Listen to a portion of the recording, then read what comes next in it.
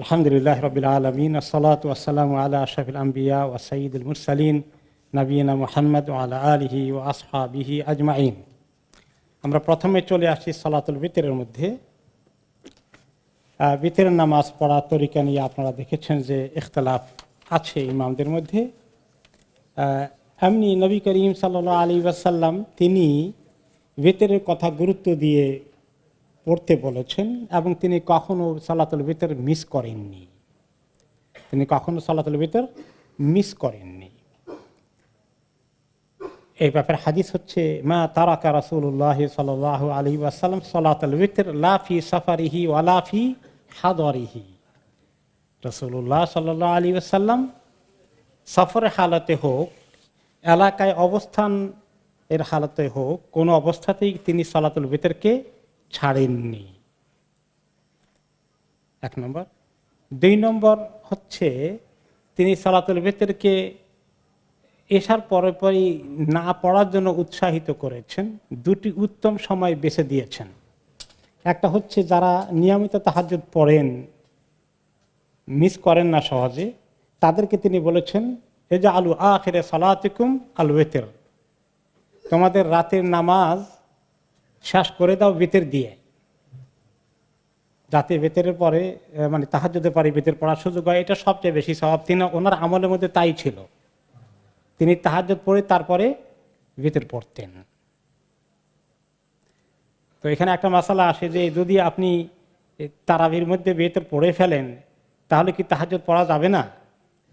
তাহাজ্জুদ পড়া যাবে, কিন্তু যারা ঠিকমতো উঠেন, নিয়মিত পড়েন, তাদের জন্য উত্তম হলো তাহাজ্জুদের পরে পড়া। কিন্তু যখন আমরা তারাবির কারণে আগে ভিতর পড়ে ফেলি, এরপরে শেষে তাহাজ্জুদ পড়তে আমাদের কোনো আপত্তি নাই।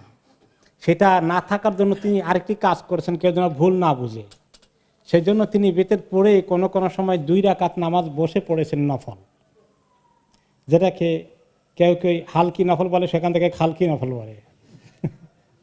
মানে রাকাতাইন খাফিফাতাইন, হালকা একটু অল্প সময় নিয়ে কেন পড়েছিলেন বসে, আর বললেন যে ভিতরকে শেষ নামাজ করি, তারপরে আবার তিনি নিজেই 2 রাকাত বসে পড়লেন কোনো কোনো সময়। দুটো কারণে, কেউ যেন ভুল না বুঝে ভিতর পড়ে ফেললে আর কোনো নামাজ পড়া যাবে না এরকম নিষেধাজ্ঞা মনে না করে ফেলে। 2 নম্বর হলো যে কেউ যদি একটু টায়ার্ড হয়, মানে খুব ওজর না থাকলেও নফল নামাজ বসে পড়া যায়, এই দুটো দেখানোর জন্য তিনি ওই 2 রাকাত হালকা করে বসে পড়েছেন। এখন তিনি কখনো ছাড়েননি। তো এর দ্বারা সালাতুল বিতর কি এই ফরজ না ওয়াজিব না সুন্নাহ, এটা নিয়ে আলোচনা। ফরজ কোনো ইমাম বলেন নাই, 5 ওয়াক্তই ফরজ। মেজরিটি ইমাম এটাকে সুন্নাহ বলেছেন, কিন্তু এমন সুন্নাহ যেটা কখনো তরক করা যায় না, সুন্নাহ মুআক্কাদা। কিন্তু ইমাম আবু হানিফা রাহমাতুল্লাহ আলাইহি কি বলেছেন? ওয়াজিব। এইগুলো ভিতরের গুরুত্ব। কিন্তু কত রাকাত পড়তে হবে তিনি তা বলেন নাই। যথেষ্ট গুরুত্ব দিয়েছেন পড়ার জন্য। তিনি বলেন নাই ভিতর 3 রাকাত পড়ো, ভিতর 2 রাকাত পড়ো, 1 রাকাত পড়ো। ভিতর মানে হচ্ছে বেজড়। ভিতর মানে কি? বেজড়। সালাতুল বিতর মানে বেজড় নামাজ। তো এটা ঠিক যে তিনি জোর ভিতর পড়েন নাই, বেজোড় পড়েছেন।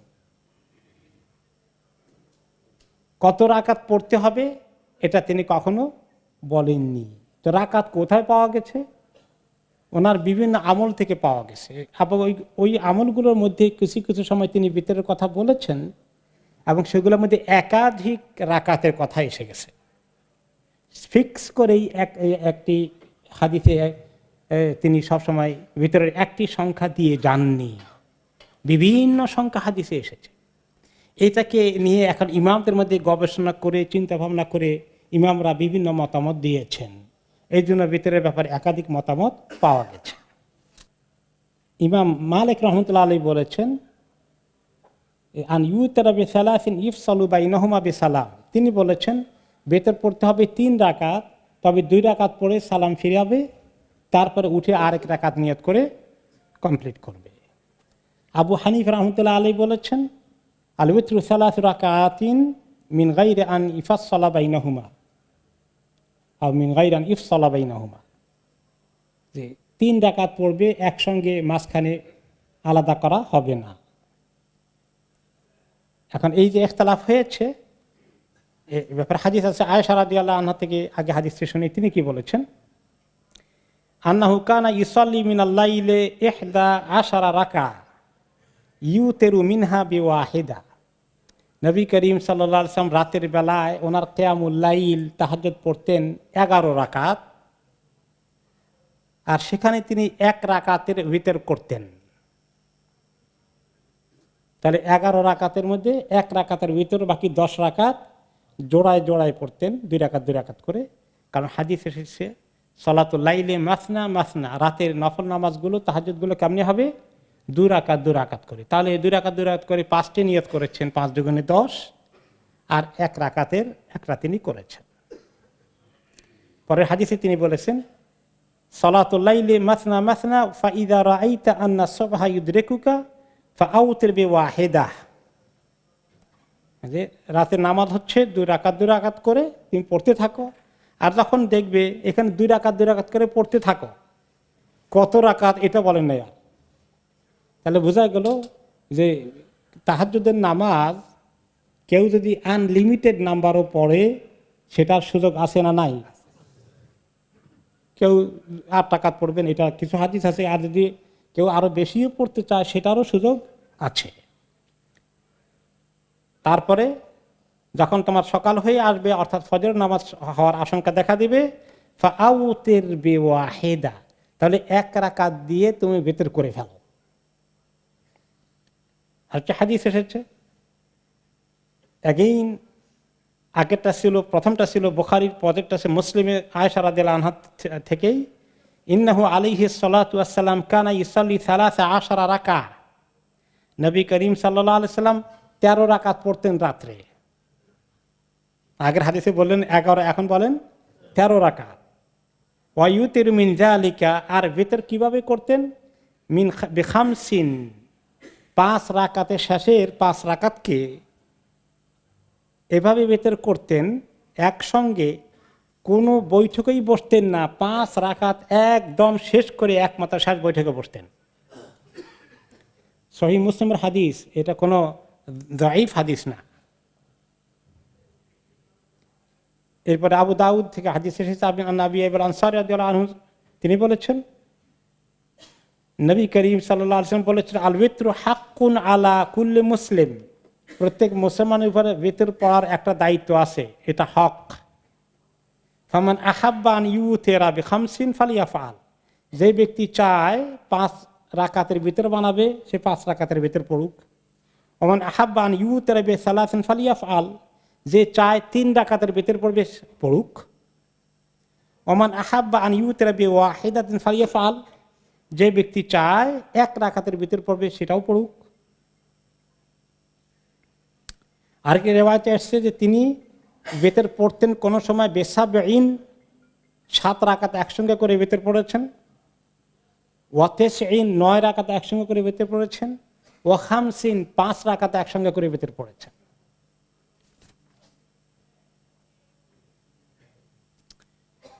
আবার আরেকটি হাদিস পাওয়া গেছে,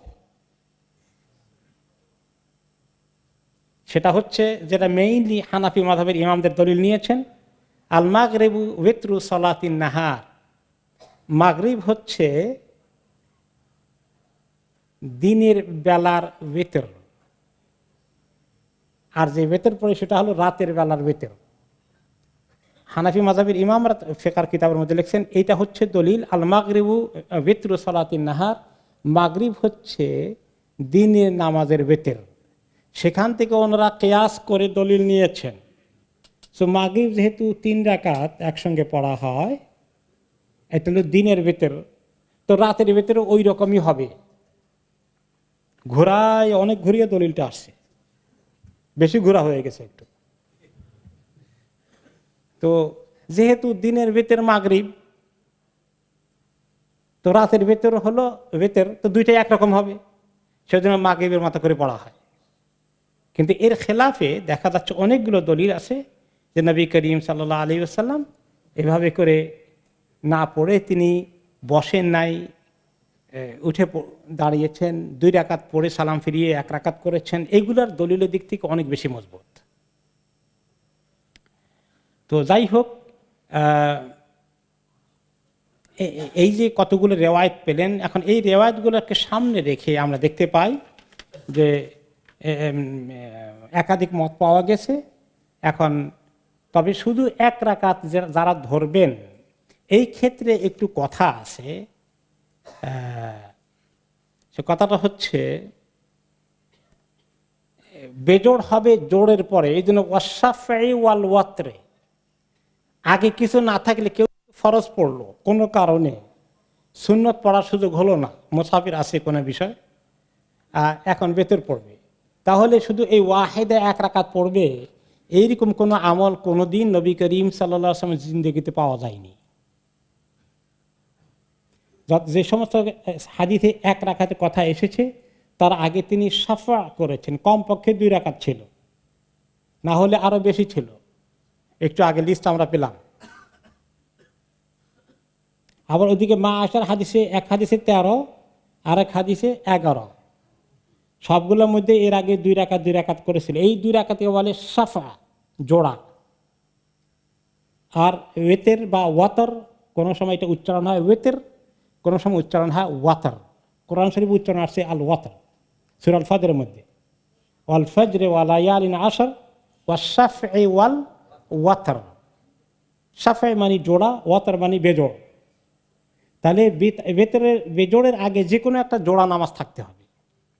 তো 2 রাকাত সুন্নত পড়ে ফেললে কেউ, তাহলে একটা ফরজের পরে 2 রাকাতের একটা জোড়া পাওয়া গেছে।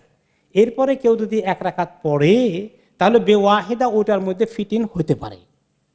কিন্তু 4 রাকাতে ফরজ পড়েই ওয়াহিদা পড়লো, এর আগে কিচ্ছু নাই, তাহলে হাদিসগুলোর সঙ্গে মিলছে না।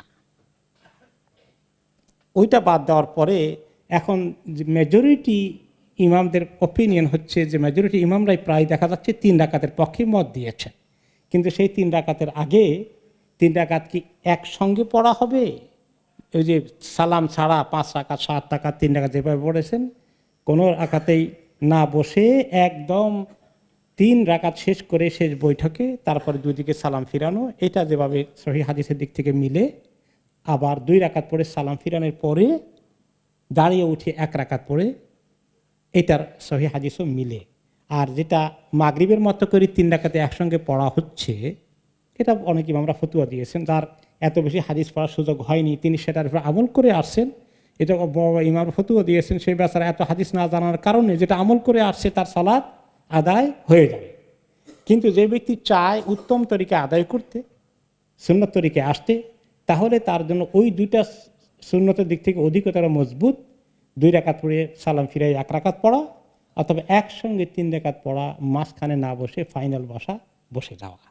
এই বেতের এখানে শেষ। আমাদের অনেক কুইক যেতে হবে, এরপরে বেতের শেষ হয়ে গেল। আমরা প্রশ্ন থাকলে শেষের দিকে নেওয়ার চেষ্টা করবো সময় থাকলে। তারপরে আসি আমরা সালাতুল ঈদাইন আসি। সালাতুল ঈদাইন, 2 ঈদের নামাজের দিকে যদি যাই, সালাতুল ঈদাইনের ব্যাপারে এর শরীয়তে এর হুকুম কি, ফরজ, ওয়াজিব না সুন্নাত, এই বিষয়ে 3টি মতামত পাওয়া গেছে ওলামাদের কাছে। নবী করিম সাল্লাল্লাহু আলাইহি ওয়াসাল্লাম মুখে বলেন নাই তোমরা ঈদের নামাজ সুন্নত, এটা তিনি বলেন নাই। ঈদের নামাজ ওয়াজিব, এটাও বলেননি। ঈদের নামাজ ফরজ, এটাও বলেননি। উনি যদি বলে দিতেন তাহলে ইমামদের মধ্যে ইখতিলাফের আর সুযোগ আছে? নাই। তো ইখতিলাফ কেমনে হয়? যেহেতু উনি বলেন নাই, এর গুরুত্বের দিকে তাকিয়ে ইমামরা ঠিক করেন ফরজ বলতে হবে না ওয়াজিব বলতে হবে না সুন্নত বলতে হবে। এই যে গবেষণা করে এটা বাইর করার কাজ, এই গবেষণা ইজতিহাদ করতে গিয়ে ইমামদের মধ্যে কি হয়েছে? ইখতিলাফ হয়েছে। কেউ বলবেন যে আচ্ছা এটা নিয়ে ইখতিলাফের দরকার কি, সবাই এক হইল না কেন? কথা বুঝতে পেরেছেন? কারণ হাদিসে নবী করিম সাল্লাল্লাহু আলাইহি ওয়াসাল্লাম বলে দেন না এটা ফরজ না সুন্নত না ওয়াজিব। এখন হাদিসের দিকে তাকিয়ে তাকিয়ে গবেষণা করতে গিয়ে মানুষের এই গবেষণার মধ্যে কি হতে পারে? পার্থক্য হওয়ার শরীয়তে সুযোগ আছে। আর এটা শরীয়ত অ্যালাউ করেছে। স্বয়ং রাসূলুল্লাহ সাল্লাল্লাহু আলাইহি ওয়াসাল্লাম এই সমস্ত বিষয়ে কি বলে গেছেন? আল মুজতাহিদু ইযা আখতা লাহু আজর ওয়া ইযা আসাবা লাহু আজরান। শরীয়তের বিষয়ে ইজতিহাদ করছেন ওলামারা, যদি কোনো সময় একটা মিস্টেকও তাদের হয়ে থাকে, এটাও তাদের গুনাহ হবে না, বরং 1 নেকি পাবেন। আর যিনি ইজতিহাদ করতে গবেষণা করতে ঠিক তা বলে দিয়েছেন, ওনার দুইটা নেকি হবে। এখন কারটা গলত কারটা ঠিক, এটার ফয়সালা এই জমিনে হবে না, আখেরাতে হবে। অর্থাৎ আল্লাহ তাআলা এই দুটাকেই অ্যালাউ করে দিয়েছেন, আমরা এরকম নির্ভরযোগ্য ইজতিহাদকে ফলো করতে পারি। যাই হোক, তো হাম্বলি মাযহাবের মেজরিটি ইমাম মনে করেছেন সালাতুল ঈদ হচ্ছে ফরদ কিফায়া, যেটা যেভাবে জানাজা নামাজ ফরদ কিফায়া, কাজে সালাতুল ঈদ সবাই না পড়লেও ওনাদের মাযহাবে চলবে। ওকে। আর হানাফি মাযহাবে বলা হয়েছে তাজিবু সালাতুল ঈদাইন, সালাতুল ঈদ হচ্ছে ওয়াজিব, কারণ নবী করিম সাল্লাল্লাহু আলাইহি সাল্লাম এটাকে গুরুত্ব দিয়ে পড়েছেন। আল্লাহ তাআলা বলেছেন ফাসাল্লি লিরাব্বিকা ওয়ানহার, সেখানে যদিও কোরবানির ঈদের কথা আছে যে নামাজ পড়ুন আল্লাহর জন্য এবং কোরবানি দান করুন, যেহেতু এখানে হুকুম আছে আল আমরু লিল উজুব, এর ভিত্তিতে হানাফি মাযহাবের ইমামরা ওয়াজিব বলেছে। আর মালিকি শাফি এই দুই মাযহাবের ওনারা বলেছেন সুন্নাহ মুআক্কাদা তালিল বিতর ফি তাকিদ, যে সুন্নতে মুআক্কাদা বিতরের নিচেই তার অবস্থান, সাধারণ সুন্নত থেকে উপরে। তাহলে ওনাদের কাছে হচ্ছে যে ফরজ নামাজ, তারপরে অবস্থান হচ্ছে বিতরের, এরপরে নিচে অবস্থান হচ্ছে ঈদের সালাত, তারপরে হচ্ছে সাধারণ সুন্নতে মুআক্কাদা। এভাবে ওনারা ভাগ করেছেন, সিরিয়াল মেনটেন করেছেন। ওকে। তারপরে হচ্ছে ঈদের নামাজের বেশি লম্বা চূড়া আপনাদের কাছে আলোচনা করি না, এই জন্য যে প্রথমত এখানে অনেক মাযহাবের লোকজন দেখেন, তো কিছু কিছু জিনিস এই জন্য একাধিক মাযহাবের দিকে যেতে হয়। আর মিডিয়ার মধ্যে সমানে তোলপাড় চলতেছে, তাই না? কোনটা রাইট কোনটা রং, এটা নিয়ে কি যুদ্ধ। এই জন্য আপনাদের একটু বেসিক জ্ঞান হলো, এর দূরের জন্য বলি। আর সব তো আবার হক আদায় করা সম্ভব না। এই কিতাব ভলিউম এরকম 2 ভলিউমে শুধু কিতাবুস সালাহ, ফিকহে সালাতের উপরে, তো এত সময় তো আপনাদেরও নাই আমাদেরও নাই। এই জন্য আমরা একটু মুক্তাসর আপনাদেরকে একটু দেখানো যে কি ধরনের ইখতিলাফ হয়। বেসিকলি খুব বেশি সময় আমরা দিতে পারছি না। এরপরে হচ্ছে সালাতুল ঈদের ব্যাপারে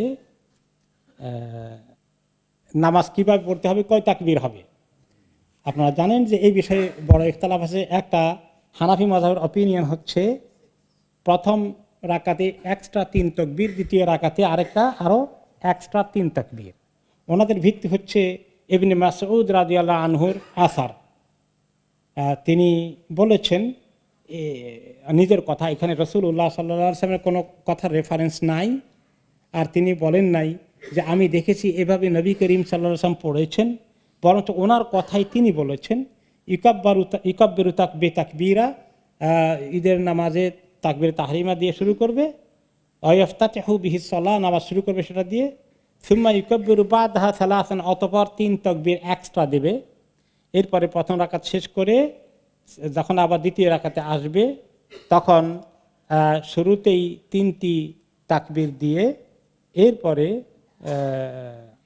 শুরুতে না শেষের দিকে কেরাত পড়ার পরে 3টা তাকবীর দিয়ে তারপরে চতুর্থ তাকবীর দিয়ে রুকুতে যাবে, যেটা আপনারা আমল করে আছেন হানাফি মাযহাবের তরিকা অনুযায়ী।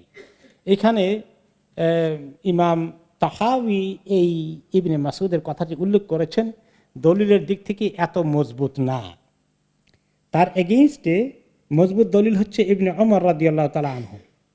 ওনার হাদিসটি যেমন দলিলের দিক থেকে অনেক মজবুত সহিহ, অপর দিক থেকে অর্থের মধ্যে দেখেন তিনি বলেছেন শাহিদুল আদহা ওয়াল ফিতর মা আবি হুরায়রা, আমি আবু হুরায়রা রাদিয়াল্লাহু আনহুর সঙ্গে ঈদের নামাজ এবং কোরবানির ঈদের এবং ঈদুল ফিতর নামাজ আদায় করেছি। ফাকাব্বারা ফিল উলা 7 তাকবীরাতিন ক্বাবলাল কিরাআহ, প্রথম রাকাতে কেরাত পড়ার আগে এক্সট্রা 7টা তাকবীর দিয়েছেন। ওয়া ফিল আখিরাতে 5 ক্বাবলাল কিরাআহ, আর দ্বিতীয় রাকাতেও 5টা এক্সট্রা তাকবীর দিয়েছেন কেরাত শুরু করার আগে। এই হলো 7 5 কয়টা? 12টা। আর হানাফি মাযহাব হলো 6টা, একটু কমে গেছে আর কি। তাকবীর যত বেশি করবে সব ততই বেশি হবে। আবার ওই ওনাদের দোনো রাকাতে সুবিধা হলো ইমামের জন্য, দোনো রাকাতে প্রথমে এক্সট্রা তাকবীর। আর হানাফি মাযহাবে দ্বিতীয় রাকাতে রুকুর আগে দেওয়ার কারণে অনেক ইমামের মিস্টেক হয়ে যায়, কেরাত পড়েই রুকুতে চলে যায় সাধারণত অভ্যাসবশত, আর আগে দিয়ে ফেললে এক্সট্রা সেভ থাকলো আর কি। যাই হোক, সেটা বড় কথা না, দলিলের দিক থেকেও অনেকটা মজবুত আমরা দেখতে পাচ্ছি। এই হলো ঈদের নামাজের তরিকার ব্যাপারে দুটো রেওয়ায়েত এসেছে আপনারা জানেন তাকবীর নিয়ে। তারপরে হলো আমরা যদি যাই সালাতুল কাসরের দিক থেকে, মুসাফিরের নামাজ, সালাতুল কাসর মুসাফিরের নামাজ। আমরা জানি মুসাফির নামাজ 4 রাকাত নামাজকে কসর করা উচিত। এই কসরটা কি করতে বাধ্য, না আপনাকে অপশন দেওয়া হয়েছে যে আপনি চাইলে 4 রাকাতও পড়তে পারেন নিজে একলা পড়লে, আর 2 রাকাতও পড়তে পারেন? এই ব্যাপারে কিছু ইখতিলাফ হয়েছে। তো হানাফি মাযহাবের অপিনিয়ন হচ্ছে যে কসর করাটাই ফরজ, কোনো অপশন টপশন নাই। আল্লাহ তাআলা আপনাকে সুযোগ দিয়েছেন কসর করা, আপনাকে করতে হবে। আর আপনি বলেন আল্লাহ দিলে কি হয়েছে, আমি পুরোটাই পড়ব, কেমন জানি স্পিরিটের খেলাফ হয়ে গেল। কাজেই কসর করার বিষয়টা, বাধ্যবাধকতাটা, এটা অপশন নয়, এটা বাধ্যকতা আছে। এইটার অপিনিয়নটা মজবুত এখানে এই দৃষ্টিতে, হানাফি মাযহাবের অপিনিয়নটা মজবুত। তবে আমরা জানি যখন আমরা কোনো লোকাল ইমামের পিছনে নামাজ পড়ব তখন কি করব, পুরোটাই পড়ব। ওকে, এখন সমস্যা থাকলো যে কত দূরত্বে গিয়ে এবং কতদিন পর্যন্ত কসর করা যায়।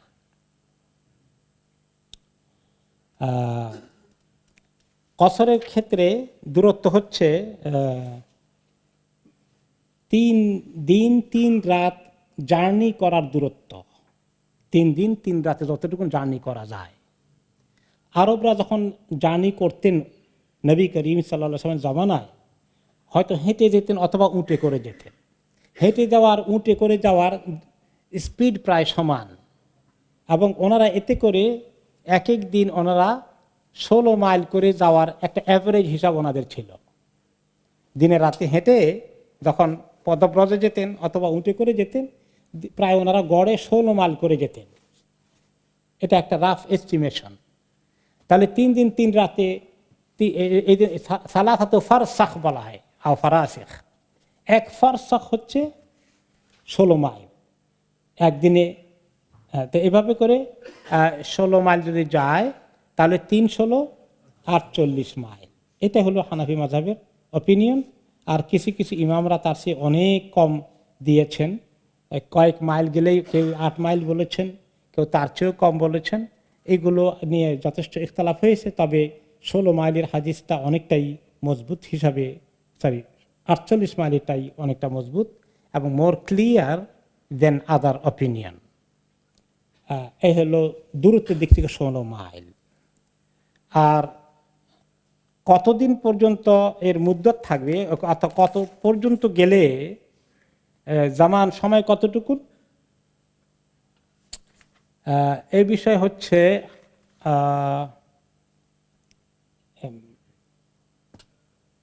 কোন শহরে যদি কেউ ইদানাওয়াল ইকামাতা ফি বালাদিন 15 ইয়াওমান ফাসাইদান, কেউ যদি কোনো দেশে গিয়ে কোনো শহরে গিয়ে 48 মাইলের বাইরে এমন কোনো শহরে যাওয়ার পরিকল্পনা করে রওনা করে এবং সেখানে 15 দিন বা তার বেশি থাকবেন, এইরকম নিয়ত করেন, তাহলে আপনি শরীয়তের দৃষ্টিতে মুসাফির।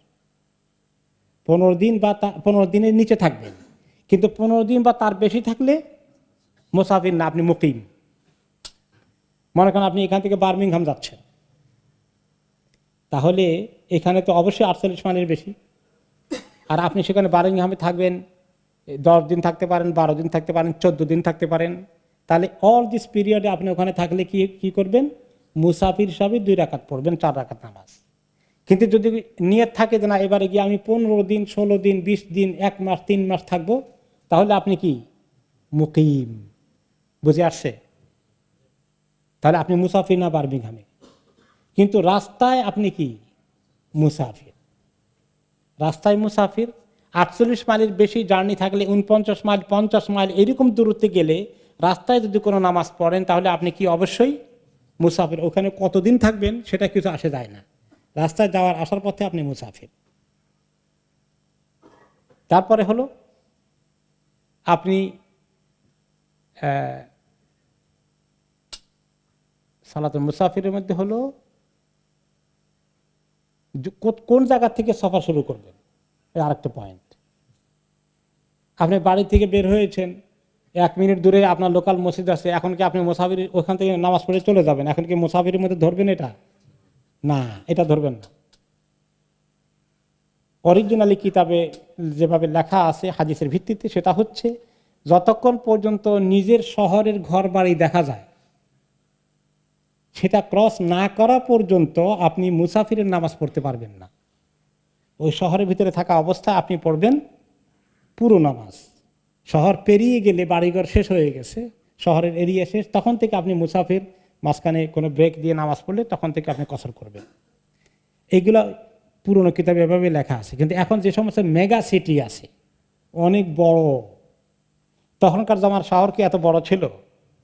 এই জন্য ওলামা ইকরাম এই সমস্ত মেগা সিটি অনেক সময় দেখা যায় তার এক মাথা থেকে আরেক মাথা যাইতেও 48 মাইল বেশি হয়ে যেতে পারে পৃথিবীর। এই জন্য ওনারা কোনো ক্ষেত্রে এখন যেটা করেছেন যে এরকম বড় শহরের মেগা সিটির পুরো শহরকে আপনার সীমানা না ধরে আপনার লোকাল শহরের ভাগগুলো ধরে, যেমন আপনার ডিস্ট্রিক্ট বড়া কাউন্সিল, এইটাকে এর সীমানা পার হয়ে গেলে আপনি মুসাফির মনে করতে পারেন। এখন আমরা ফ্লাই করি লন্ডন হিথ্রো এয়ারপোর্ট থেকে অনেক ক্ষেত্রে, এখন ওটা তো 48 মাইলের ভিতরে, তো ওটা তো লন্ডনেরই অ্যাড্রেস, লন্ডন হিথ্রো। তাহলে তো দেখা যাচ্ছে যে এদিকে আপনি শহর পার হয়ে গেলেও দেখা যাচ্ছে আপনি কসর নামাজ পড়তে পারছেন না। কিন্তু আসলে এই জন্য শহরের নির্দিষ্ট একটা এরিয়ার আপনার ডিভিশন করে সেটাকে ধরে নেবেন। আপনার শহরের এরিয়া যদি ধরেন টাওয়ার হামলেটস, এখানে পার হয়ে গেলে আপনি ফুল হামে গিয়েছেন, সেখানে মসজিদ আছে, সেখানে নামাজ পড়তে পথিমধ্যে পড়লে ওইখানে আপনি মুসাফিরের মধ্যে ঢুকে গেলেন। হিথ্রো এয়ারপোর্টে গেলে আপনি সেখানেও মুসাফির হয়ে গেলেন, ওখান থেকে যেহেতু সফর করবেন। কিন্তু আবার যিনি সফর করবেন মুসাফির, আর আপনি তাকে সি অফ করতে গিয়েছেন বা রিসিভ করতে গিয়েছেন, দুইজনে নামাজ পড়ছেন হিথ্রো এয়ারপোর্টে, যে নামাজের জায়গা আছে, একজন মুসাফির আরেকজন কি মুকিম। পার্থক্য বুঝছেন তো? এটা মাইন্ডে রাখতে হবে যে আমরা দুজনই একই অবস্থা না। তিনি সফর করছেন, তিনি মুসাফির, যিনি ওনাকে সি অফ করছি আমি চলে আসবো আবার এদিকে, তাহলে আমি মুকিম। দেখছেন কিরকম পার্থক্য আছে, বারিক মাসালা। এ হলো মোটামুটি সালাতুল কসর। এরপরে কসরের মধ্যেই আরেকটি মাসালা চলে আসে, সেটা হচ্ছে জামা। 2 ওয়াক্ত নামাজ কি একসঙ্গে পড়া যায় কি না সফরের হালাতে? এটাকে বলে আরবিতে আল জামু বাইনা সলাতাইন। 2 ওয়াক্ত নামাজকে এক ওয়াক্তে পড়ে নেওয়া একটা সুযোগ হাদিসে পাওয়া যাচ্ছে, এবং এদের জোড়া আছে। মন মতো জোড়া মিলাইলে হবে না, হাদিসের ফর্মুলায় পড়তে হবে। হাদিসের ফর্মুলা হলো জোহর আসর এক জোড়া। কোন কোন ক্ষেত্রে রাসূলুল্লাহ সাল্লাল্লাহু আলাইহি ওয়াসাল্লাম এই এক জোড়াকে এভাবে পড়েছেন, আর মাগরিব এশা আরেক জোড়া। এখন কেউ যদি এশা ফজর এক জোড়া বানান হবে, আসর মাগরিব এক জোড়া বানান আপনি হবে না, এই ফর্মুলায় হবে না। এখন এক জায়গায় এই জমা বানা সালাতের ব্যাপারে সব ইমামরা একমত হয়েছেন। হজের সময় আরাফাতের ময়দানে জোহর আসর একসঙ্গে জমে তাকদিম অ্যাডভান্স জমা পড়া, জোহরের পরেই আসর পড়ে নেওয়া, এটার ব্যাপারে হানাফি মাযহাবের দ্বিমত নাই। তারপরে দ্বিমত আছে একটু, যে মেইন ইমামের পিছনে হওয়া লাগবে, আলাদা টেন্টে পড়লে হবে না, সেখানে আলাদা পড়তে হবে। কিন্তু মেজরিটি ইমামরা বলেছেন যে নবী করিম সাল্লাল্লাহু আলাইহি ওয়াসাল্লাম তো পড়েছেন, এবং তিনি বলেছেন খুযু আন্নী মানাসিকাকুম, আমার থেকে হজের নিয়ম কারণ শিখে নাও, সবাই আমার থেকে যাও। তো ওনাটা তো হয় যে উনি যেভাবে পড়েছেন সেভাবেই। তো যাই হোক, এটা দুটো মত। কিন্তু অরিজিনালি অন্তত পক্ষে ইমামের ভিত্তিতে ইমামের সাথে পড়ার ব্যাপারে হানাফি মাযহাবের দ্বিমত নাই, এখানে একমত হয়েছেন। আর মুজদালিফায় আসলে মাগরিবকে ডিলে করে এশার সঙ্গে পড়া, এটাকে বলে জামু তাখির, লেটে করে জমা করা। এইটা হানাফি মাযহাব থেকে শুরু করে সব মাযহাবের লোকেরা একমত হয়েছেন যে মুজদালিফায় মাগরিব এশা একসঙ্গে পড়া যাবে জমে তাখির, কোনো ইখতিলাফ নাই। এছাড়া হজ সময় ছাড়া অন্য সময়ে হানাফি মাযহাবের ইখতিলাফ আছে, ওনারা একমত নন যে অন্য কোনো অবস্থায় জামা বাইনা সালাতাইন, 2 ওয়াক্ত নামাজ একসঙ্গে পড়া যাবে না। এখন আপনি হাদিস দেখেন, নবী করিম সাল্লাল্লাহু আলাইহি ওয়াসাল্লাম বেশ কিছু হাদিস পাওয়া গেছে, সেগুলো আমরা যদি দেখি, যেমন আনাস রাদিয়াল্লাহু আনহু বলেছেন, কানা রাসূলুল্লাহ সাল্লাল্লাহু আলাইহি ওয়াসাল্লাম ইযা রাহালা ক্বাবলা আন তাযিগা তামিল যুহরান আশ-শামস আখারা যুহরা ইলা ওয়াক্তিল আসর। নবী করিম সাল্লাল্লাহু আলাইহি ওয়াসাল্লাম যখন সফরে বের হতেন তখন তিনি জোহরকে লেট করে আসরের সময় পড়তেন। যদি দেখতেন যে এখন তিনি সকালবেলা যদি জার্নি করতেন তাহলে জার্নিটাকে কন্টিনিউ করতেন, জোহরের জন্য থামতেন না, লেট করে জার্নি কন্টিনিউ করে তারপরে আসরের সময় থেমে সুম্মা নাযালা ইয়াজমাউ বাইনাহুমা, নেমে এরপরে জোহর আসরকে একসঙ্গে পড়ে নিতেন। ফাইন যাগাত ক্বাবলা আন ইয়ারতাহিলা সাল্লাত যুহর, আর যদি জোহরের টাইম হয়ে গেছে, এখন তিনি সফরের জন্য বের হবেন, মানে জার্নি শুরু করবেন, বিরতির পরে জোহরের টাইম হয়ে গেলে যদি রওনা করার ইচ্ছা থাকে তাহলে ওই সময় তিনি জোহরের সঙ্গে আসরকে পড়ে তারপরে তিনি রওনা করতেন। তাহলে জোহরকে ডিলে করে আসরের সঙ্গে পড়তেন, আসরকে এগিয়ে এনে জোহরের সময় দোনোটা পড়তেন। দলিল পাওয়া গেল জোহর আসরের হামকাল্লাহ। আবার মাগরিব এশার দলিল কোথা পাওয়া গেছে, সেটা সহিহ হাদিসে এসেছে, মুআয রাদিয়াল্লাহু আনহু বর্ণনা করেছেন, ইন্না নবী সাল্লাল্লাহু আলাইহি ওয়াসাল্লাম কানা ফি গাজওয়াতি তাবুক, তিনি যখন তবুক যুদ্ধের অভিযানে ছিলেন মুসাফির হালাতে, ইদার তাহালা বাদাল মাগরিব আজ্জাল আল ইশা, মাগরিব হওয়ার পরে যদি জার্নি কন্টিনিউ করতেন তাহলে আগে মাগরিব পড়ে নিয়ে এশা পড়তেন মাগরিবের সাথেই।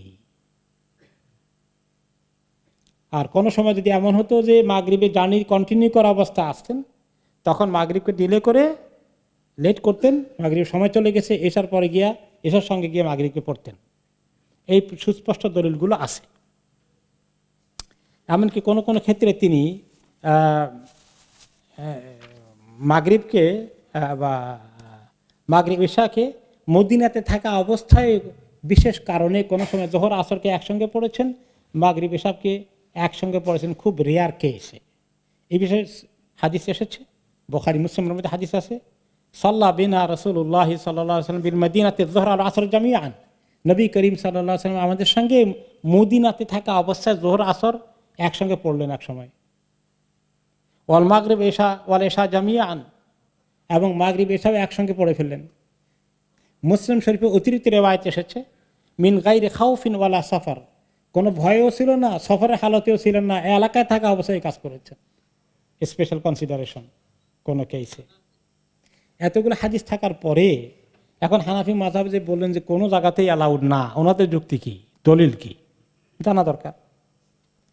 তো ওনাদের দলিল হচ্ছে যে নামাজের ওয়াক্তগুলোকে নবী করিম সাল্লাল্লাহু আলাইহি ওয়াসাল্লাম এখন এই ওয়াক্ত থেকে এই ওয়াক্তের মধ্যে পড়ার ক্ষেত্রে তিনি বলে দিয়েছেন, এগুলো মুতাওয়াতির হাদিসে আছে।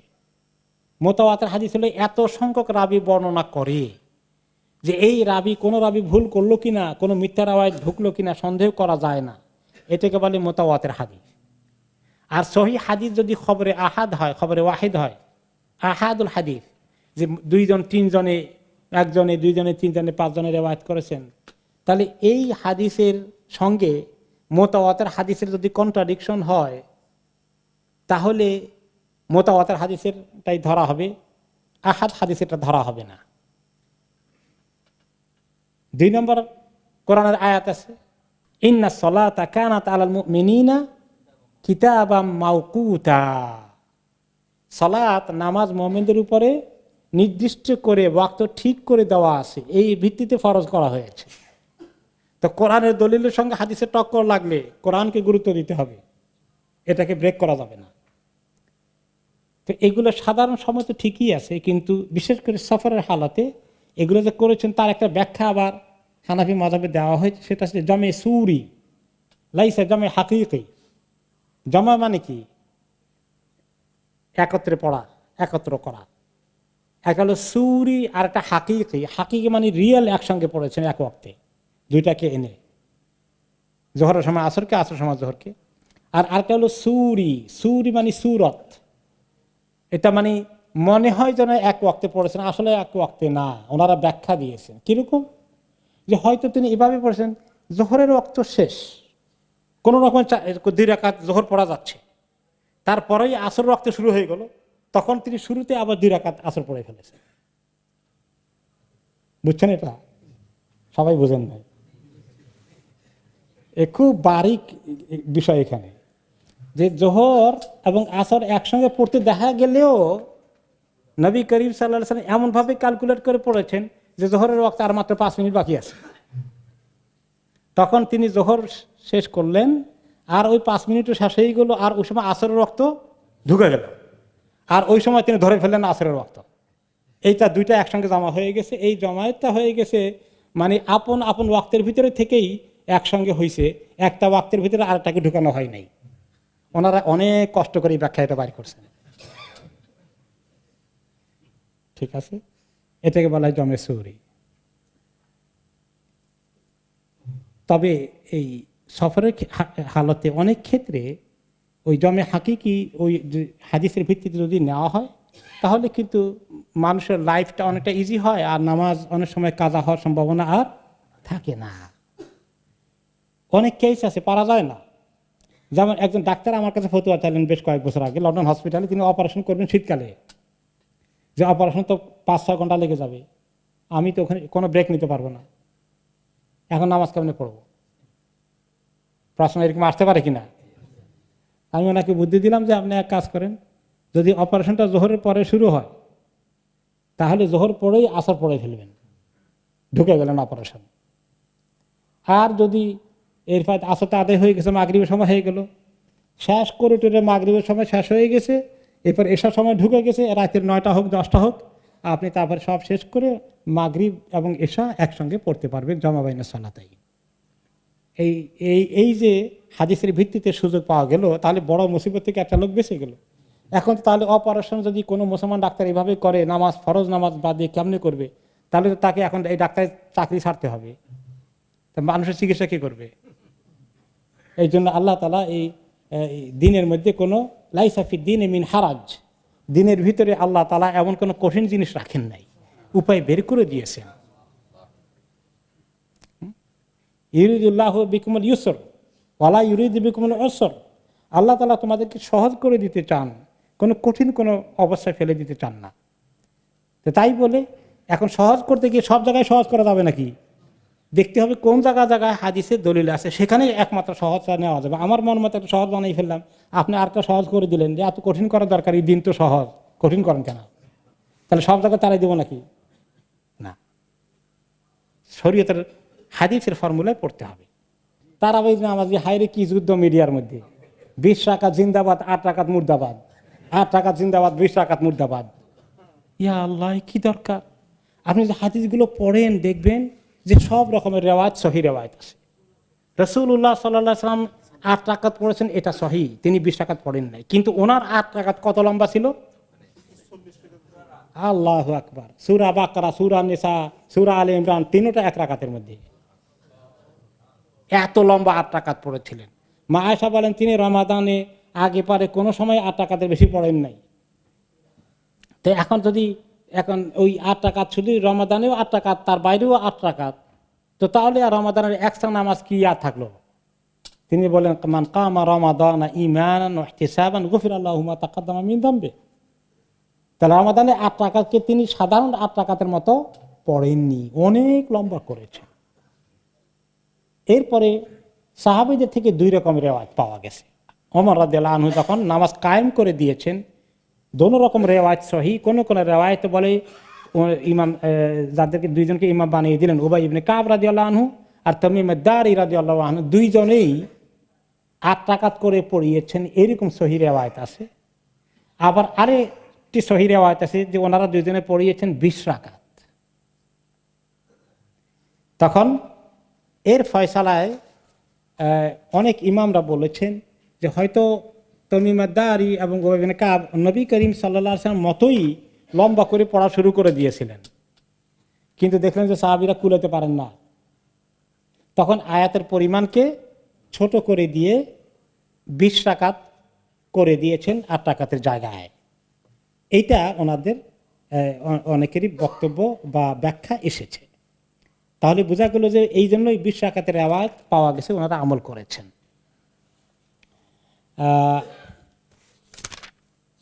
তো আসলে নবী করিম সাল্লাল্লাহু আলাইহি ওয়াসাল্লাম বলেন নাই কত রাকাত তারাবি পড়তে হবে, বলছেন নাকি? মুখে বলেন নাই। যে কোনো জিনিস উনি মুখে বলেন নাই এত রাকাত, তিনি আমল করেছেন। আমলকে দেখতে গিয়ে তার ব্যাখ্যা, তার আন্ডারস্ট্যান্ডিং, সাহাবীদের কথা, সাহাবীদের আন্ডারস্ট্যান্ডিং মিলে ফোকাহে কেরাম ইজতিহাদ করে ফতোয়া বের করেছেন। এই জন্যই ইখতিলাফটা হয়েছে।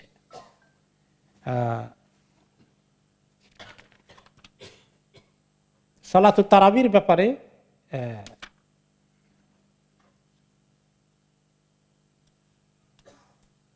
আপনারা যে দুটো হাদিস ছিলেন, মা আয়েশার হাদিস এবং 20 রাকাতের হাদিস শুনেছিলেন, কিন্তু এই বিষয়ে অনেক ইমামরা বলেছেন 8 আর 20-এর মধ্যেও সীমাবদ্ধ করার দরকার নাই, যদিও ওনারা পড়েছেন।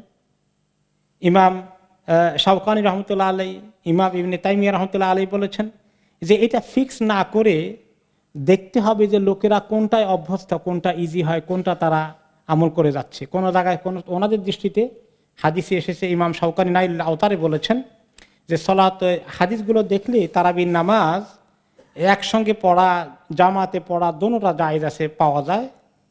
আর এই বিষয়ে কোনো সুস্পষ্ট নাম্বার ঠিক করে দেওয়া যে এইটাই তারাবি, এর বেশিও নাই কমও নাই, এটা ঠিক না। কারণ কোনো সুন্নতে, কোনো হাদিসে নবী করিম সাল্লাল্লাহু আলাইহি ওয়াসাল্লাম ফিক্স করে দিয়ে যান নাই। তো এখন যেহেতু উম্মতের মধ্যে মেজরিটি লোকেরা আইদার 8 রাকাত অথবা 20 রাকাত, এই দুইটার উপর আমল করেছেন। যদি ইমাম মালিকের দৃষ্টিতে 36 রাকাতের আমল করেছেন ওনারা, 36 রাকাত, 3 রাকাত বেতর 39 রাকাত। যাই হোক, এখন 8 আর 20 এই উম্মতের মেজরিটি ইমামরা আমল করে এসেছে। তো এখন আপনি যদি কোনো মসজিদে 8 রাকাত পড়েন আর ইমামের সঙ্গে বেতের পড়ে ফেলেন, তাহলে আপনার তারাবি আদায় হয়ে গেছে। এখন ঘরে এসে যে আমি তো মাত্র 8 রাকাত পড়ছি, আরো 12 রাকাত পড়তে হবে, নট নেসেসারি। আপনি যারা এক্সট্রা পয়েন্ট পড়তে পারেন, তাহাজ্জুদ মনে করে ধরে নেন। আর কোনো মসজিদে যারা 20 রাকাত পড়লো, তারা যদি চলে আসে এর আগে, তাহলে তারা একটু লুজ করবে কোনটা? যে ব্যক্তি ইমামের সঙ্গে বেতের পর্যন্ত কন্টিনিউ করে, সেই ব্যক্তি ইমামের সঙ্গে সারা রাত নফল নামাজ পড়ার সওয়াব থেকে বঞ্চিত হয়ে গেল। কাজেই কেউ যদি চলে আসে আর যদি মনে করে যে না 8 রাকাতে বেশি পড়া ঠিক না, এটা বেদাত হয়ে গেল, আমি এখন চলে যাই, এটা ভুল ধারণা। বেদাত হবে না, বরঞ্চ সওয়াব বেশি হবে। বেতের পর্যন্ত থাকলে ইমামের সঙ্গে সওয়াব বেশি হয়ে যাবে। হ্যাঁ, রাত্র এখন ছোট, আমাদের এখানে দিন বড়, অফিস ধরতে হবে, এই কারণে কেউ যদি আর্লি যান, সেটা আল্লাহ তাআলা কনসিডার করবেন, কিন্তু বেদাত মনে করে যাবেন না, এটা ভুল হয়ে যাবে। মোটামুটি এই মুক্তাসার কথা তারাবির উপরে চলে গেল।